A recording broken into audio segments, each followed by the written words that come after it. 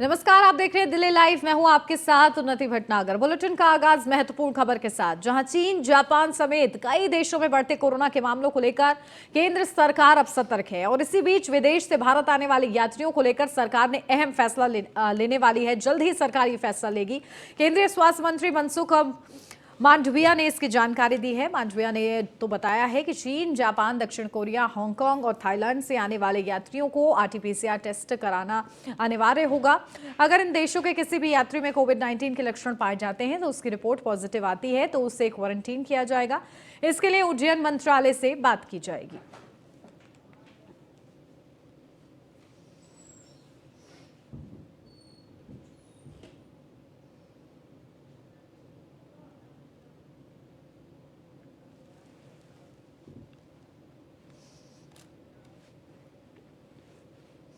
केंद्रीय स्वास्थ्य मंत्रालय कोरोना वायरस को लेकर कोई भी खतरा लेने के मूड में नहीं है। केंद्रीय स्वास्थ्य सचिव ने राज्यों को चिट्ठी लिखकर अलर्ट किया है। अपने अपने राज्यों में ऑक्सीजन प्लांट की सप्लाई सुनिश्चित करें।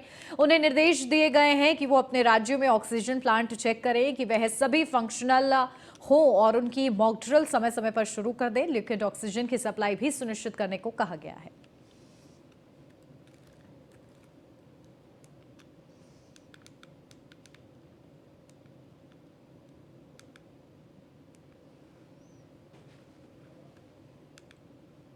कोरोना वायरस को लेकर सरकार अलर्ट मोड पर है। कोरोना पर केंद्र ने एडवाइजरी जारी की है। बता दें, आज से एयरपोर्ट पर इंटरनेशनल यात्रियों का रैंडम कोविड टेस्ट का कार्य शुरू कर दिया गया है।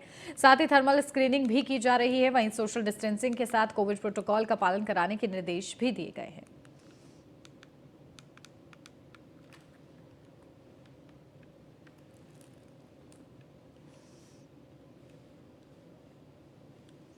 दिल्ली के लाल किला राहुल गांधी ने बयान दिया, जहां भारत जोड़ो यात्रा आज लाल किला पहुंची और इस दौरान भारत जोड़ो यात्रा लक्ष्य देने को देश को जोड़ना उन्होंने करार दिया है। राहुल गांधी ने नफरत को भारत से मिटाने की जरूरत है। ये मोदी की नहीं बल्कि अडानी अंबानी की सरकार है।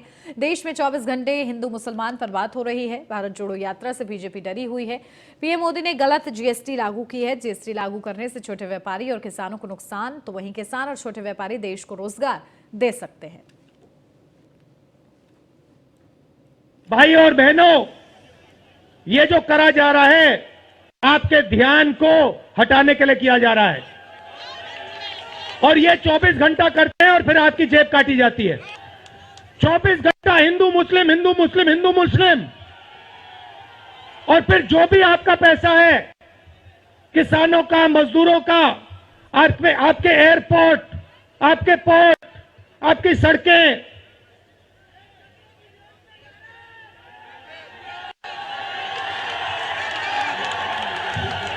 सीधा किसके जेब में? इनके मालिक के जेब में। इनको कौन चलाते हैं? नाम बताओ। देखो, सब जानते हैं, पूरा हिंदुस्तान जानता है। भाई और बहनों, ये नरेंद्र मोदी जी की सरकार नहीं है, ये अंबानी अदानी की सरकार है। ये सच्चाई है और ये पूरा लक्ष्य इनका आपके ध्यान को इधर से उधर, उधर से इधर करने का है। मैं 2800 किलोमीटर चला हूं। 2800। मुझे कहीं नफरत नहीं दिखी, कहीं हिंसा नहीं दिखी, कहीं मारपीट नहीं दिखी। मगर जब मैं इनका टेलीविजन खोलता हूं, 24 घंटे मुझे मारपीट, हिंसा, नफरत दिखाई देती है। क्यों? क्योंकि ये आपका ध्यान इधर से उधर ले जाना चाहते हैं। जो सच्चे मुद्दे हैं उस पे आपका ध्यान गलती से ना चला जाए। जैसे जब कोई आपकी जेब काटता है, वो चाहता है कि आपका ध्यान आपके जेब पे गलती से भी ना चला जाए। राहुल गांधी की भारत जोड़ो यात्रा दिल्ली में एंटर कर चुकी है। इसके साथ ही राजनीति भी शुरू हो गई है। अब ये यात्रा कुछ दिनों में उत्तर प्रदेश में पहुंचने वाली है। यूपी के पूर्व डिप्टी सीएम दिनेश शर्मा ने न्यूज वन इंडिया से बात करते हुए कहा है कि कोविड केस बढ़ रहे हैं, इसके रोकथाम के लिए सरकार ने उचित कदम उठाए हैं। आगे दिनेश शर्मा ने कहा है कि भारत टूटा ही नहीं था, तो किसे जोड़ने की बात कर रहे हैं राहुल गांधी। सुनवाते हैं आपको। हमारे साथ बातचीत करने के लिए उत्तर प्रदेश के पूर्व उप मुख्यमंत्री दिनेश शर्मा जी हैं। सर, भारत जोड़ो यात्रा की बात करें, आज दिल्ली में प्रवेश कर चुकी है, उत्तर प्रदेश में भी प्रवेश करने वाली है। कांग्रेस पार्टी कह रही है कि भारतीय जनता पार्टी भारत जोड़ो यात्रा से बौखला गई है।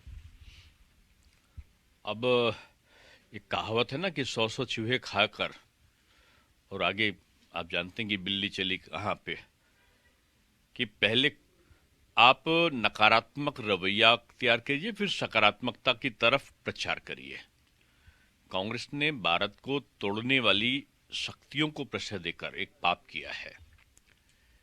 कांग्रेस के सरकार में जितना भी विघटनकारी तत्व थे वो प्रश्रय पाए थे। जम्मू कश्मीर से लेकर और नॉर्थ ईस्ट तक हर जगह जो अलगाववादी थे उनका वर्चस्व था। तो कांग्रेस के समय अलगाववाद, कांग्रेस के समय में जातिवाद, संप्रदायवाद, ये राम सेतु बंधु रामेश्वरम है ही नहीं। एफिडेविट उन्होंने लगाया। श्री राम जन्मभूमि का मंदिर पर जो लोग कहते थे पतंगा पर नहीं मारेगा, कारसेवकों पर गोली चलाते थे, उनके साथ सरकार बनाते थे। देश को अलगाव करने वाली मुस्लिम लीग से केरला में समझौता करके सरकार बनाने की कोशिश करते थे, सरकार बनाई। तो अलगाववाद की जड़ तो भारत को तोड़ने का काम तो सारा कांग्रेस ने किया है। अब वो किस चीज को जोड़ने जा रहे हैं? वो असली गांधी बाबा वाली जो कांग्रेस थी वो अब नहीं है। अब ये इटालियन कांग्रेस है, और इटालियन कांग्रेस से देश को एकता के सूत्र में बांधने का सपना भी देखना बुरा है।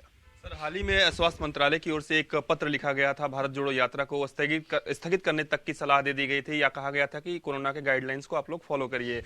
कांग्रेस पार्टी ने कहा कि भारतीय जनता पार्टी को कोरोना से डरना चाहिए था, लेकिन कांग्रेस से डर गई, चूंकि उत्तर प्रदेश में भी ये प्रवेश करने वाली है। कांग्रेस पार्टी का हास्यास्पद है। अगर आप हमारे एक लोकल स्तर के नेता का जुलूस निकलवाओ तो जितनी भीड़ इनकी इसमें एकता यात्रा में दिख रही ना, भारत जोड़ो यात्रा में, उतनी तो हमारे एक विधानसभा स्तर के नेता की उसमें जुड़ती है। और उस सूचना को ये प्रचारित कर रहे हैं कि हमसे डर गए। अरे खत्म तो तुम खुद करना चाहते हो भारत जोड़ो यात्रा, क्योंकि आप जानते हो कि आपको यहाँ पर पूरा समर्थन मिलने वाला नहीं है। और आप जो कोरोना की गाइडलाइन है उसका आप दुष्प्रचार कर रहे हो। मैं समझता हूं हरी थकी एक जर्जर ऐतिहासिक इमारत अब भाजपा की आंधी में ढहने का इंतजार कर रही है। एक आखिरी सवाल रहेगा सर, उत्तर प्रदेश में निकाय के चुनाव होने वाला है, भारतीय जनता पार्टी किस तरीके से तैयार है? क्योंकि अखिलेश यादव अब जनता के बीच में जा रहे हैं और समाजवादी पार्टी के कई वरिष्ठ नेताओं ने उन्हें छोटे नेताजी कहकर पुकार रहे हैं उन्हें। अब घर में कोई छोटे नेताजी कह दे किसी को, कोई बापू कह दे, कोई कुछ और कह दे, तो उससे जनता पर तो असर नहीं पड़ने वाला। जनता सब जानती है जो भाजपा की आंधी है ये तूफान बनकर निकाय चुनाव में आएगी और सपा बसपा कांग्रेस का सुपड़ा साफ होगा। धन्यवाद सर। तो ये थे हमारे साथ उत्तर प्रदेश के पूर्व उप मुख्यमंत्री दिनेश शर्मा, जिनका साफ तौर पर कहना है कि भारतीय जनता पार्टी ने विकास किया है और निश्चित तौर पे पहले बीजेपी की आंधी आई थी, अब तूफान आएगा और जिसमें समाजवादी पार्टी और तमाम विपक्षी दलों का सुपड़ा जो है वो साफ हो जाएगा। वीडियो जर्नलिस्ट हिमांशु के साथ पीयूष तिवारी, नई दिल्ली।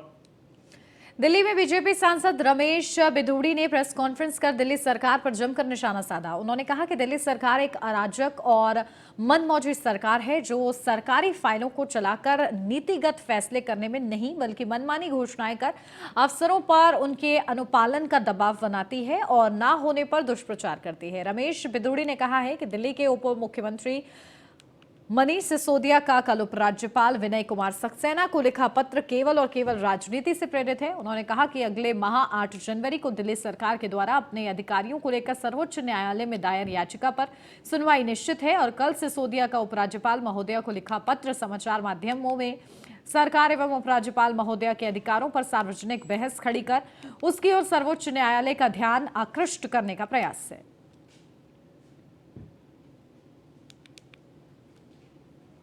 हम आज आपके सामने एक दिल्ली के मुख्यमंत्री सिसोदिया साहब ने कल से इसी प्रकार की एक नौटंकी अपनी फितरत के अनुसार जो उनके है दिल्ली सरकार के लोगों में केजरीवाल समेत, उसमें एक पत्र कल ऑनरेबल लेफ्टिनेंट गवर्नर साहब को लिख के और फिर लोगों को अपने खुद के बेनिफिट प्राप्त करने के लिए और लोगों को गुमराह करने के लिए अदालतों में अपनी तरफ ध्यान आकर्षित करने के लिए एक पत्र लिखा है। मित्रों, सर्वोच्च न्यायालय में सुनवाई है 8 तारीख को, 8 जनवरी को, उस 8 जनवरी की सुनवाई से पूर्व कि बहस का मुद्दा बन जाए और कहीं ना कहीं सर्वोच्च न्यायालय इस प्रकार का कॉग्निजेशन ले कि शायद ऑनरेबल लेफ्टिनेंट गवर्नर साहब फाइलों को डायरेक्ट मंगवा रहे हैं।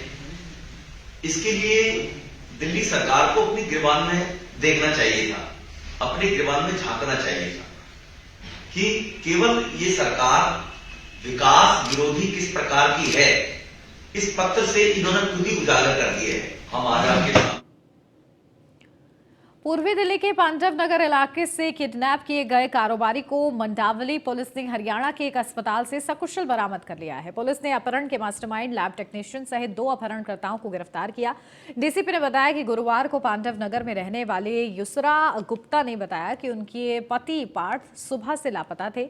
उसने आगे कहा कि उसे धर्मेंद्र नाम के एक व्यक्ति ने पति की रिहाई के लिए 1 लाख की फिरौती के लिए एक फोन कॉल भी किया था, जो उसके पति का दोस्त था। कुछ समय बाद उसे अक्सर फिरौती के फोन आने लगे। उसने 10,000 रुपए की राशि हस्तांतरित की, लेकिन अपहरणकर्ताओं ने उसे रिहा नहीं किया। उन्होंने फिरौती के रूप में और पैसे मांगे। शिकायत मिलते ही मुकदमा दर्ज किया गया और मामले को सुलझाने के लिए एक विशेष टीम का गठन किया गया। पुलिस ने कॉल किए गए नंबरों की जांच शुरू की तो टेक्निकल सर्विलांस के दौरान पता चला कि पीड़ित को हरियाणा के मेवात इलाके में बंधक बनाकर रखा गया है। इसके बाद पुलिस ने कार्रवाई कर व्यापारी को मुक्त कराया।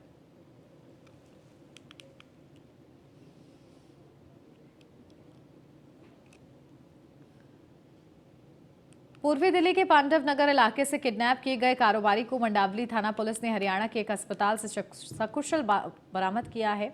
पुलिस ने अपहरण के मास्टरमाइंड लैब टेक्नीशियन सहित 2 अपहरणकर्ताओं को गिरफ्तार कर लिया है। डीसीपी अमृता गुगलोत ने बताया कि हरियाणा के पलवल निवासी धर्मेंद्र और मानवेंद्र उर्फ मन्नू के तौर पर हुई है। डीसीपी ने बताया कि गुरुवार को पांडव नगर में रहने वाली युसरा गुप्ता ने बताया कि उनके पति लापता थे। उसने आगे कहा है कि उसे धर्मेंद्र नाम के एक व्यक्ति ने पति की रिहाई के लिए 1 लाख की फिरौती के लिए एक फोन कॉल भी आया था, जो उसके पति का दोस्त था। कुछ समय बाद उसे अक्सर फिरौती के फोन आने लगे।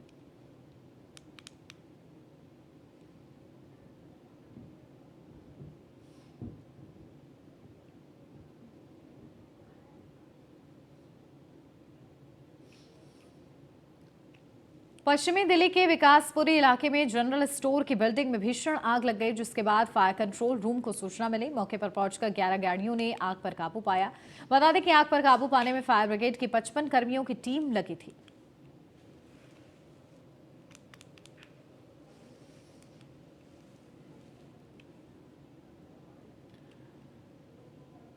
पूर्वी दिल्ली की शकरपुर थाना पुलिस ने एक ऐसे गिरोह का भंडाफोड़ किया है जो लोगों को जुए खेलने के लिए पहले फंसाते हैं, उसके बाद धोखे से उसका सारा पैसा जीत लेते हैं। अगर आगे खेलने से इनकार करता तो चाकू और बंदूक के बल पर उसके साथ लूटपाट कर फरार हो जाते। पुलिस ने इस गैंग में शामिल 4 आरोपी को गिरफ्तार कर लिया है। इनके पास से एक देसी कट्टा, एक चाकू, लूटी गई 2500 रकम बरामद कर ली है। मामले में डीसीपी अमृता गुगलोत ने बताया कि गिरफ्तार आरोपी की पहचान कर ली गई है।